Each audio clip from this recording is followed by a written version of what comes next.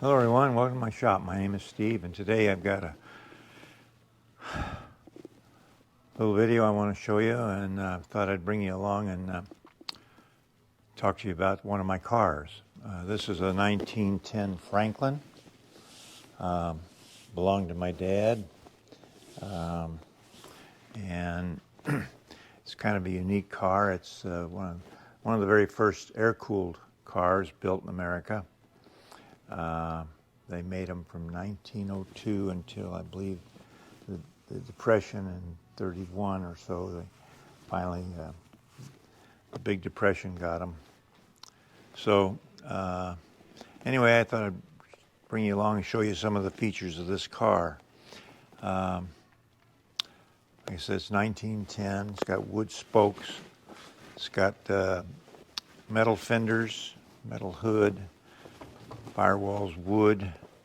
The frame is wood. It's one of the unusual characteristics of this car is it's, besides being air-cooled, it also has a wood frame. This upper part of the seat this is wood and this is metal, the support underneath. Let's see. One of the unique things that you can always recognize a Franklin, not all Franklins have this hood, but if you see this hood, you know immediately that it's a Franklin because of the round design of the front end. It had this scoop built in here. This is to help funnel the air into the engine. And I'll show you the engine in just a second, so we'll go to that next.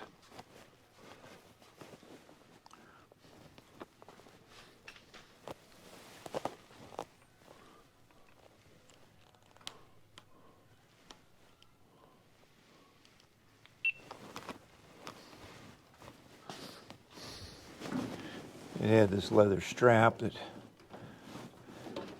held it on. This hood actually opens this way. Let me bring you around and show you the engine compartment.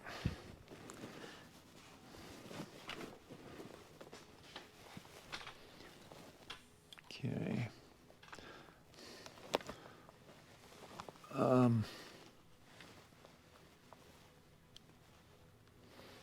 Yeah. One of the unique features. This car has a lot of unique things. So I repeat myself here, saying unique too much. If you look very closely, and I'll have to zoom in, I guess, to get you up there close. Okay, looking down from above, you can see this rocker arm right here, and this valve spring right there, and then this other arm. There's another rocker arm right here. Oop. Another rocker arm right here, and it's got a fork on another set, another valve here. So this valve is actually going inside of this valve. Unique, huh? And one is the intake and one is the exhaust. Now, in addition to one intake and one exhaust, there's another one. I'll show you that here next. Okay. Now, one of the unique features, I keep saying that word over again, is it has a third valve. And the third valve is down here inside of this housing here. And it's driven off the cam like the other ones are. But this doesn't open until the piston gets to the bottom of the travel. The other valves open and close at the top of the travel. But this one is designed to let the exhaust out. And an extra exhaust pipe down here which allows the remaining gases to escape. It makes the engine run cooler. So that's just one of the features they built into it. Now, this little device over here is the oiler. And it's so hard to get light into this to show you what's going on, but I'm trying here. Let's see. There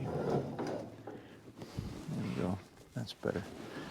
Now, those are the oilers, and they have little windows that show you when it's working. It'll drip. The oil will drip into the little funnel. It's like a little funnel down inside the sight glass. And as the oil is distributed through the engine, it drips in there and lets you see the oil is working and doing its thing. Okay? All right, let's move to the other side. All right, on the other side of the engine, we have the carburetor, which is located right here. And just behind it, we have the magneto. So we've got the gas and the spark real handy together there. Anyway, for those of you that are fire conscious, a little spark and a little gas, and away you go. But anyway, I thought I'd show you the crankcase is a solid one-piece aluminum casting. I believe Mr. Franklin, there were two guys that made this car. I forget the first guy's name, Wilkinson, I think it is, and Franklin. Franklin, I think, was in die casting, and so he did a lot of, already had a company that did die casting before they made this car. So that may have had something to do with it being all cast out of aluminum. Now let's see here. Make a little room here. On the floorboard, we've got the clutch and the brake, and then up here on the steering column, we've got the gas. That works the gas pedal. Let's see if I got that right here. I think I do. Yeah. So this works the gas pedal. And that is your gas pedal. There it goes. Now let's stick it a little bit. There we go. Now it's working. Okay. Hasn't been used in a while. Then we have our gear shift lever here. Right here's the gear shift lever. And then our parking brake is right there.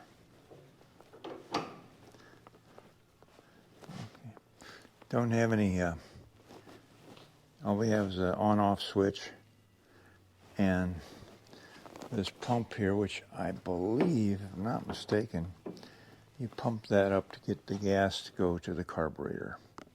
Pretty sure that's what that was for. Been a long time since I've driven this thing. What else can I tell you?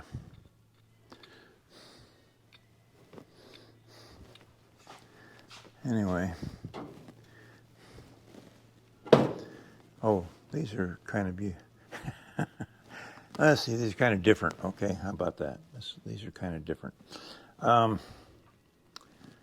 We have two of these little primer cups, they're called. And a primer cup was because the cars were not run like cars are today, where you just get in, turn the key, and away you go. In the wintertime, the cars mostly sat in a barn someplace and didn't get out very much in the wintertime. So in the spring, what you would do to get this going, or if you just haven't run it in a few days, you'd fill this little primer cup up right here with gasoline, and then you would turn this little lever, and the gasoline would then run in or get deposited into the intake manifold. And then once you hit the key, and twist the crank. Now this car did not have a self-commencer, as they call them. You had to twist the tail on the car. So you'd have to get down here and engage the crank and turn the engine by hand. And then we also have a couple of features here. I can show you. This has a carbide light. You would get out of the car when it got dark, and you'd come out here and you'd put a match in there and you'd light your carbide lights. A little carbide, what do they call that thing? Anyway, there's a little gas that come out of that nozzle, for lack of a better word. And that was your headlight. And you had two of them. You had to light them both, because you couldn't see. Even with two of them lit, you couldn't see much. Pretty hard to see. So, so you back this way.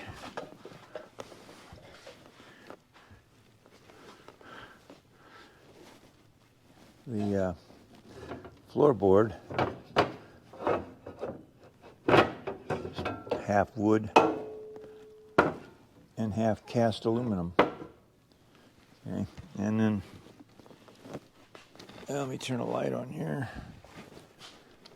Okay, now this is the flywheel, but it also serves as a fan. It's got a squirrel cage design, and that was an innovation, something new they came up with in the 1910, which is what this is, the 1910. So this is the first year that they used that squirrel cage fan to draw the air in and cool the engine. So I'd show you that. Okay, now the light in the back was your kind of like on a locomotive. It just sort of hung on the back of the vehicle and just let the driver behind you know there's somebody in front of you. It really didn't indicate whether you were stopping or not. It just said, hey, look out, there's a car in front. So that, and this was a kerosene light, not carbide. So I don't know any other interesting facts I can give you. Perhaps what size the tire is would be interesting, perhaps, for some. Let me see what size tire we've got here. Okay, these tires are 34 by 4, and they're made by Garrick Tire Company in Fort Wayne, Indiana.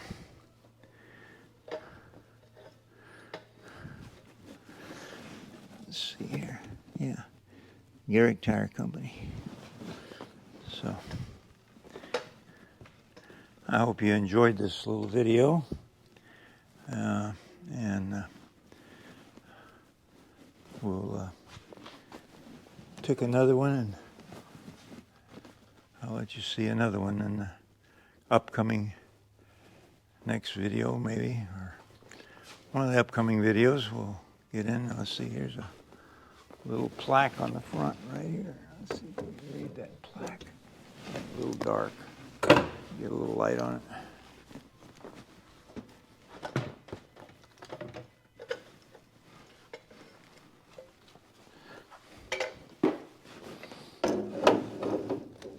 Yeah, I'll be able to see it.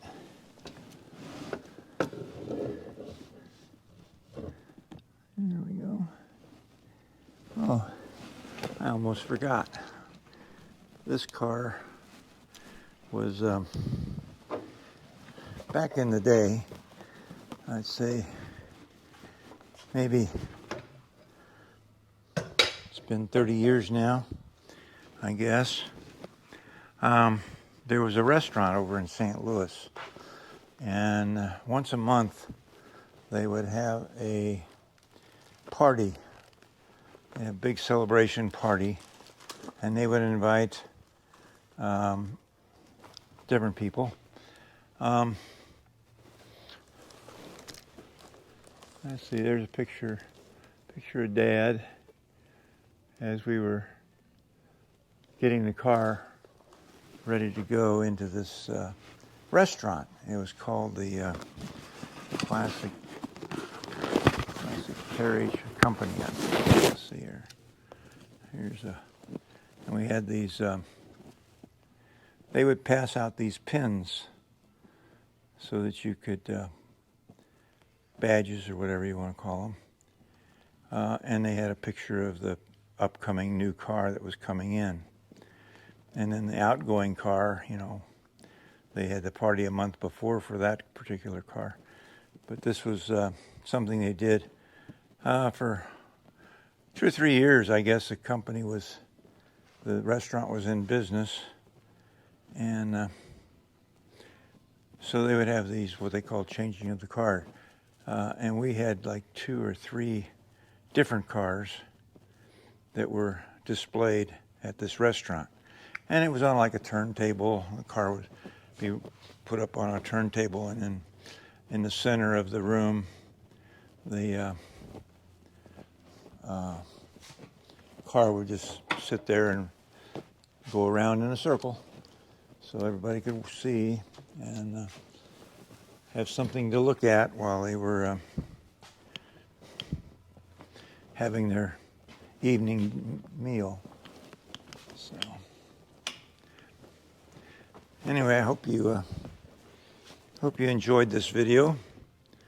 Hope it wasn't too messed up, but thanks for watching. Don't forget to like and subscribe.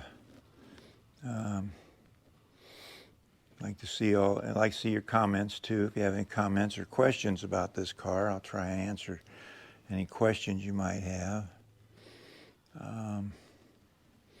So, see you on the next video. Bye for now.